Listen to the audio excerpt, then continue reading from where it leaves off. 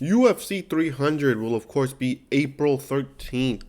It'll be a pretty stacked card. Of course, most people are saying it's underwhelming, but then again, they also thought of some pretty absurd matchups.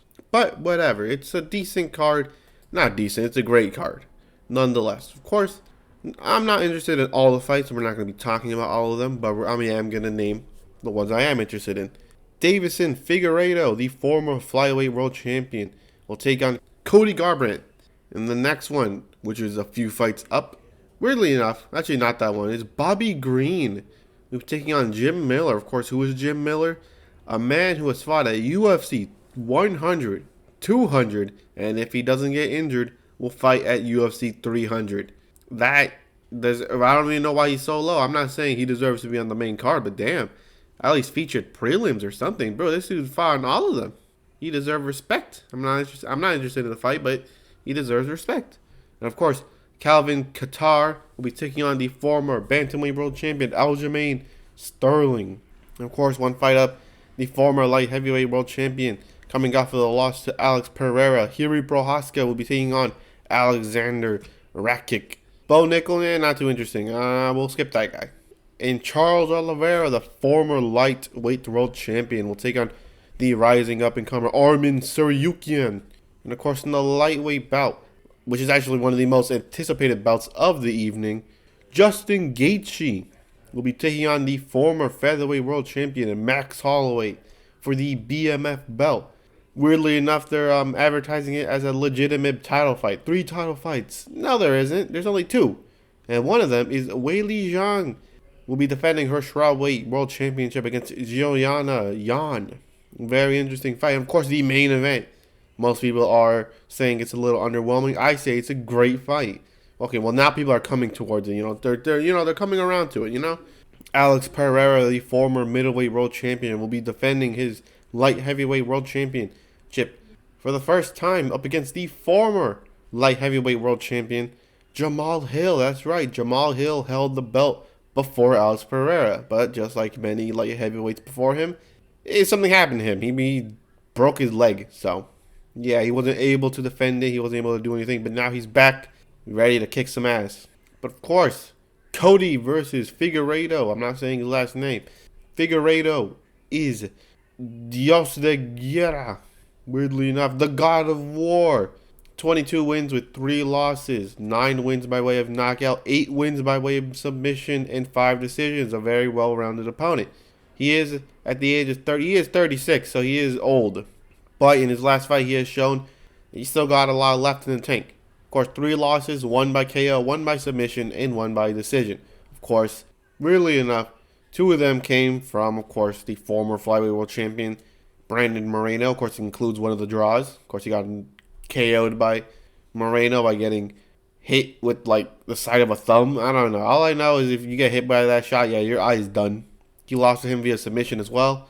But he did win one of the fights out of the 4 fights they had, so that's interesting.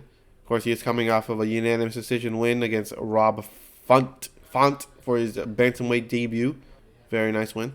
Of course, Cody is 14-5, 11 wins by way of knockout, and 3 decisions. This man does not like going decision.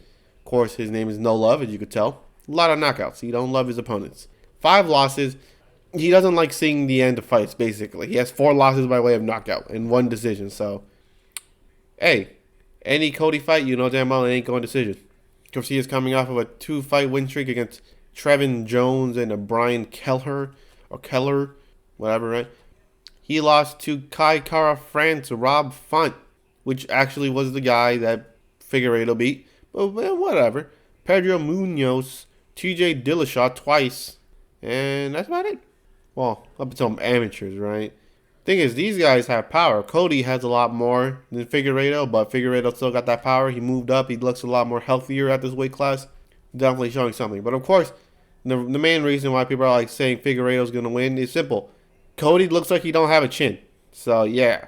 He already lost to Rob Font. So, at least it was by decision, but, that says a lot. But he is 32. He is a lot younger. But at the end of the day, Figueiredo has although doesn't have as much power as Cody, he definitely has enough power to exploit his weak chin. isn't very hard to figure out. Figueiredo is most likely going to win by knockout. Probably. He's probably going to win by knockout. Probably the third round. I think he survives it for that long, but weirdly enough, I don't know what that is about. But, yeah, I got Figueiredo winning by knockout. Not too much, discussion there. It's going to be a good fight.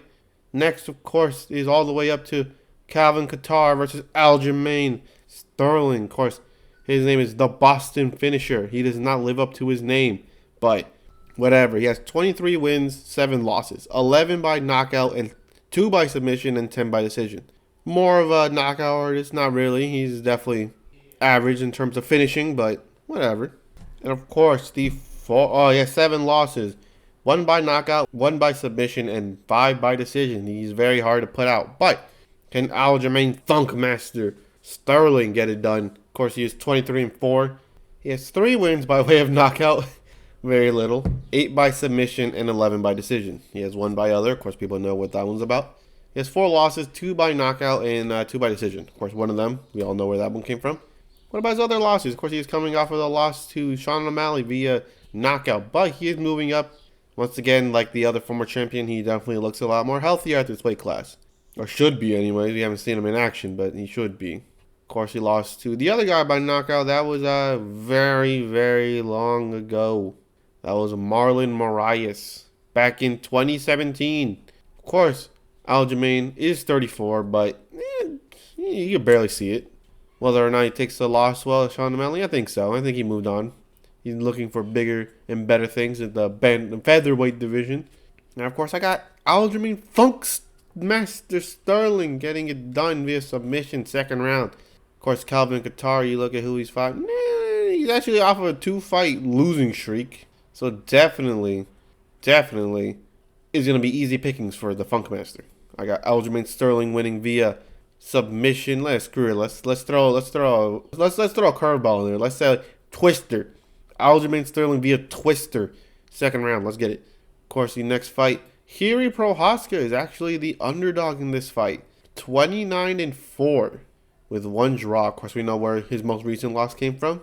He has 25 wins by way of knockout, 3 submissions, and in his illustrious career, he has only went to 1 via decision 1 time. Weirdly enough, you look at his losses, he also has never been to decision in his losses. He lost 3 times via knockout. Of course, we know where one of them came from, and 1 via submission, and 1 draw. In his 34 fights, he has only been to decision twice. That's not good. But it's something, right? Of course, he came off the loss to Alex Pereira, but he has been on a humongous winning streak before. Of course, he last lost besides Pereira was Muhammad Lawal in December 2015, very long ago. Of course, he had a very, very big win streak up until, a lot of stuff. He has literally never been, only been once in decision. That was back in 2016, and that wasn't even in the UFC. But anyways, he does have a very, very weak chin, as you could tell. Even Glover Teixeira was absolutely whooping him up until he went for a Dustin Poirier and a jumping guillotine. And he ended up getting stopped that way. So, yeah, that's actually one of his submission wins. So, that's so weird. But anyways, Alexander Rakic, people are saying he's going to get it done. Of course, he is the slight favorite in this fight. 14-3 with 9 KOs. Okay, that dude got powered. 1 submission and 4 decisions. Of course, in his losses, he has 1 of each. 1 KO, 1 submission, and 1 decision. He is 32. He is definitely in his prime right now. He has power. But he did come off of a loss to Jan Blachowicz back in May 2022. So, yeah, safe to assume both of these people are coming off of losses. He did beat Anthony Smith and Thiago Santos, so that's something. But though he's pretty inactive, basically. Last fight was damn near 2 years. Actually, it is going to be 2 years ago. Well, Prochazka, even though it's coming off of a knockout loss, it wasn't that bad in terms of, damage dealt. But he is coming off of a loss. Prochazka is a live underdog, and I think I got him winning as long as he doesn't do any dumb move like a spinning upper elbow, whatever the hell he'd be doing in the fights. I think I got him winning knockout. I think he gets it done. The person to knock him out was Jan Blachowicz via knee injury, so that's something. But yeah, I got Prochazka. There's no reason why he's the slight underdog. Okay, I get why there's a slight underdog. He has no chin, and Rakic He definitely has the power to exploit it, but he hasn't fought in 2 years, and it's coming off of a technical knockout.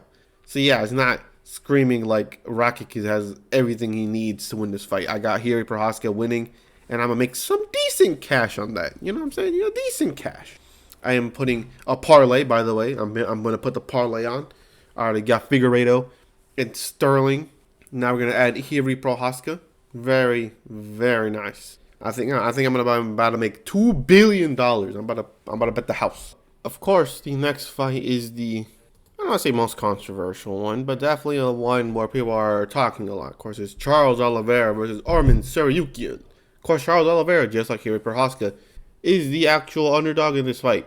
That's right. People are betting that Arman will get the upset. Or not upset, will beat Charles Oliveira, right? And they have quite a bit of reasons to think so. Of course, Charles is coming off of an eyebrow injury. And of course, Charles Do Quit Oliveira is the former lightweight world champion with 34 wins and 9 losses. That's quite a bit of losses. 10 wins by way of knockout, 21 by way of submission, and only 3 decisions. Very nice. Not very nice the way he loses. 4 by way of knockout, 4 by way of submission, and only 1 lost by way of decision. Of course, people know the latest one, that being submission against Islam Makhachev. But he has been on a tear. The last time he lost was back in 2017. And the last time he won or lost via decision was against Frankie Edgar back in 2013. So that's not nice. That's not nice for him at all, right? But then you got the up-and-comer Arman Tsarukyan. Of course, this is another one where people are wondering why Oliveira is the underdog. Of course, most people don't know a lot about Arman Tsarukyan, or at least don't think he has a lot to really sway their opinions on the money line on Charles Oliveira. They think, damn, that's some good money right there. I'm going to make some money. But he is 21-3 with 9 wins by way of knockout, 5 submission, and 7 decisions. That's a decently well-rounded fighter. Losses, 1 by KO and 2 by decision. So a little bit better. Of course, he is coming off of a 3-fight win streak. And both of them are coming off of the same win. That's right. Both of them beat up poor old Beneil Dariush in the first round. So that says a lot. R.I.P. Beneil.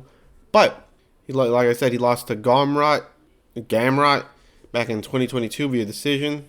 He lost to Makhachev already via decision. So I guess they both beat the same guy and lost to the same guy. So that says a lot. But the thing is, he's 27, which means he's young. He's pretty young. Charles is 34. We have seen something similar happen literally like the last fight, which was Dustin Poirier versus Benoit Saint Denis. Of course, I picked Benoit Saint Denis because he was the favorite. Poirier was coming off of a knockout loss. He was old, but he proved differently. Do you think this will happen the same way? Probably. Tsarukyan, don't get me wrong, has power, and Oliveira has literally only lost 1 time via decision out of his 9 losses, so that doesn't say a lot. But he has beaten the best of the best in the lightweight division. And yeah, there's no real reason why to choose anyone but Charles Oliveira to win. He has everything he needs to beat Arman. Arman's the one that's young, up-and-comer, needs to show something. Can he? He could. But I don't think Oliveira is really going to get really destroyed in there. I think it's going to be a competitive 3-round fight. I think Oliveira gets it by decision. I don't think he stops Arman. I think Arman will have too much to lose to really lose by stoppage, though. Yeah. Not a lot of competition. Arman has been all right. I mean, he did lose recently. Not that recently, but they're both coming off of the same guy beating him in the first round. Difference is not much, actually.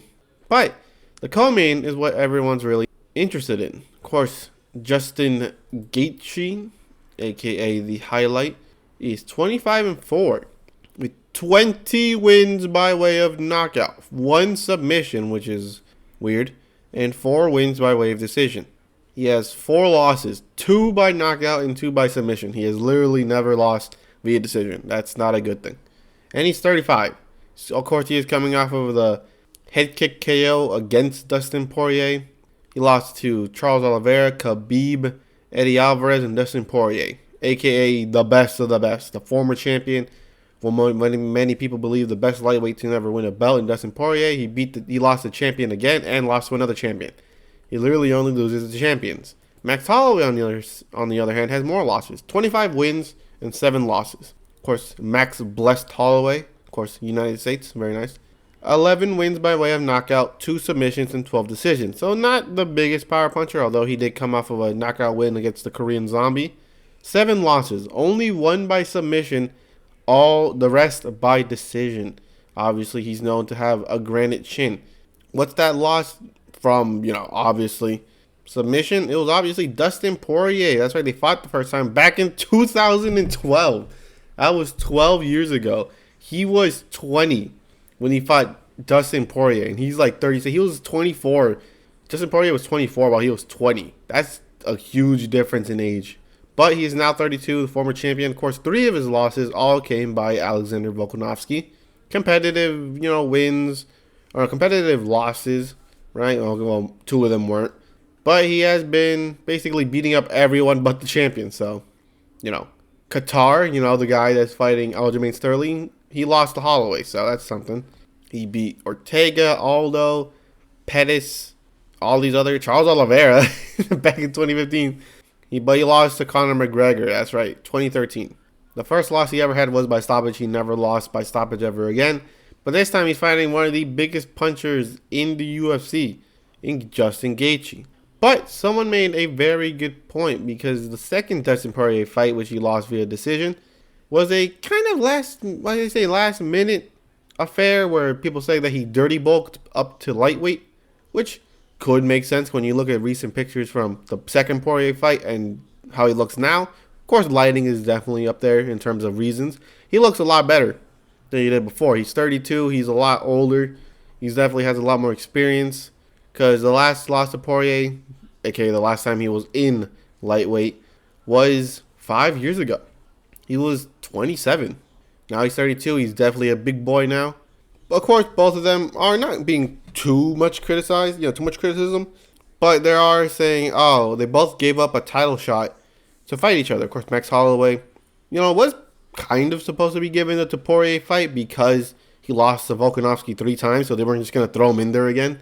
And since Poirier is a new champion and hasn't fought Holloway, it would make perfect sense. Difference is Holloway's like, hey, I thought Volkanovski was going to get the immediate rematch, so that's why I didn't take the fight.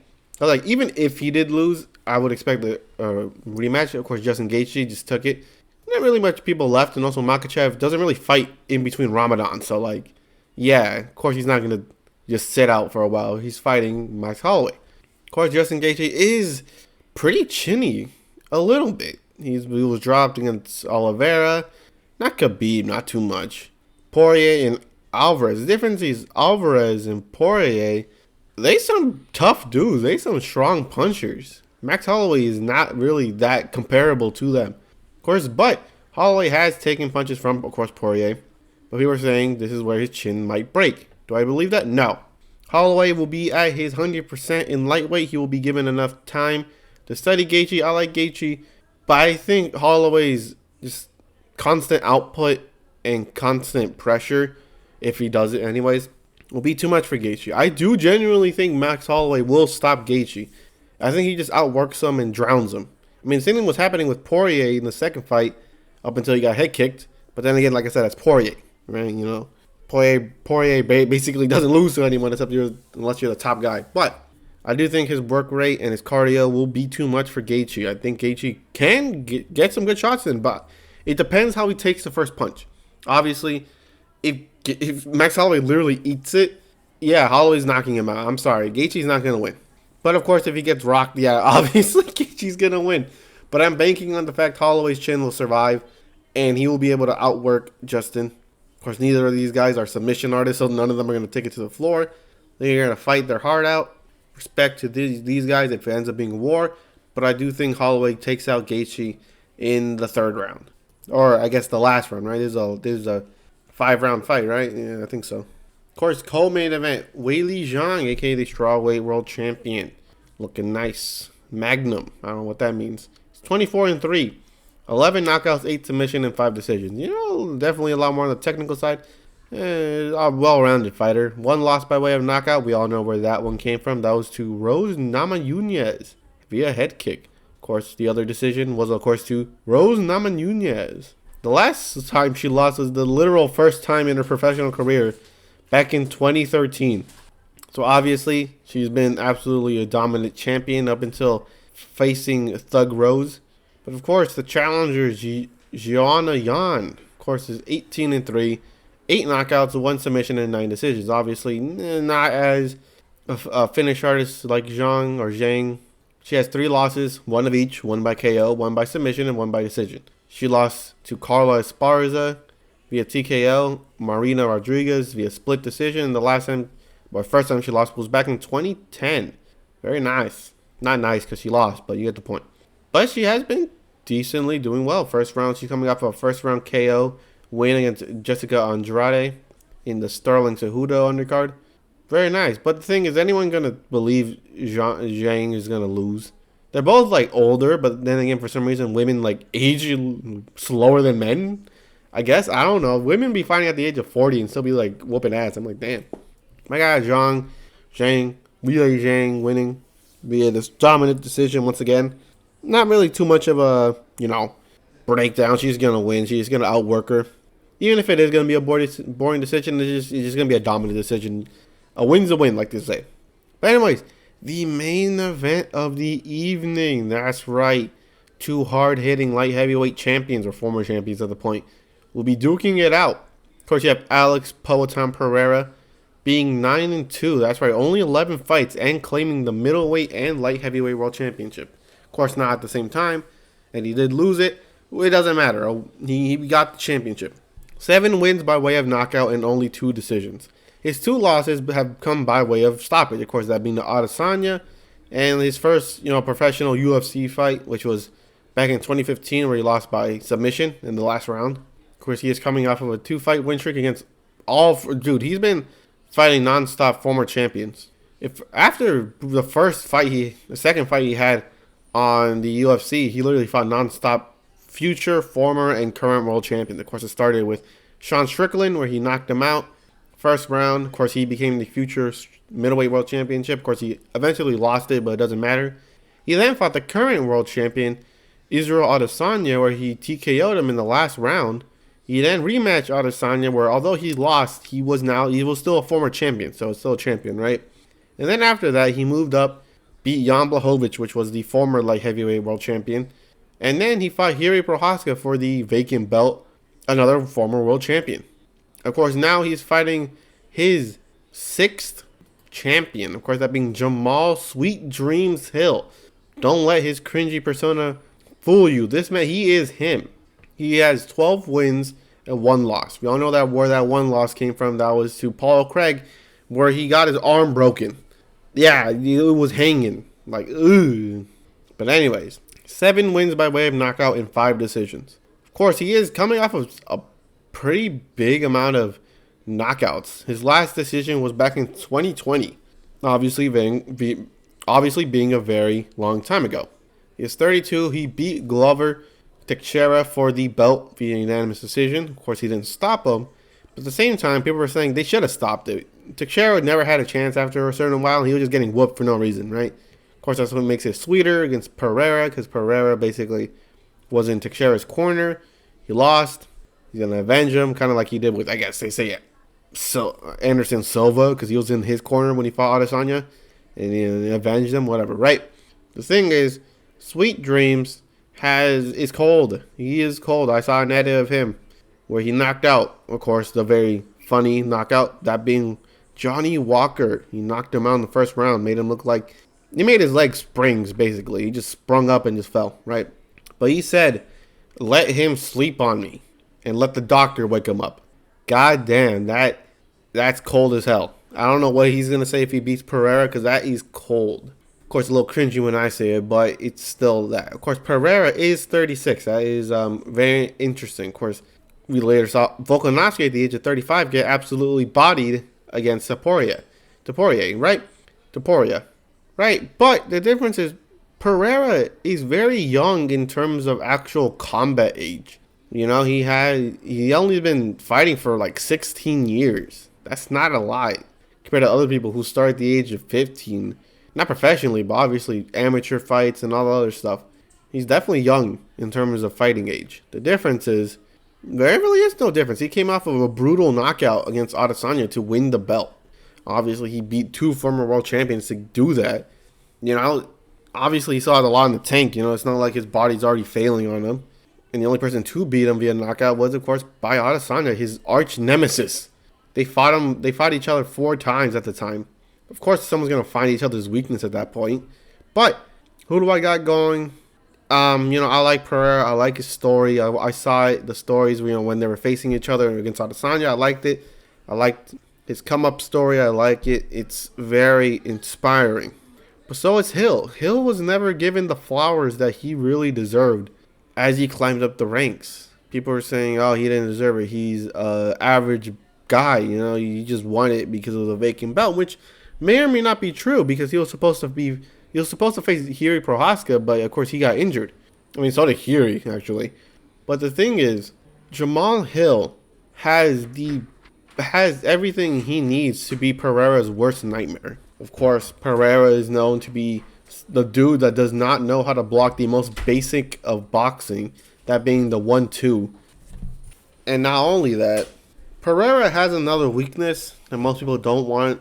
I have yet to hear anyone say his inside fighting sucks. It's absolutely garbage. Pereira, you know, when I saw the Hiri Prochazka fight, when Prochazka had him on the cage, you know what happened? Prochazka started touching him, and Pereira couldn't do anything. He tried to fight back, but he was so slow, and he was missing all his punches. That is going to be a problem for him because Hill is fast. He's powerful. He can fight on the inside. He's younger. He's more youthful. And he has been practicing the art for a lot longer, which means he's a lot more sleeker, you know?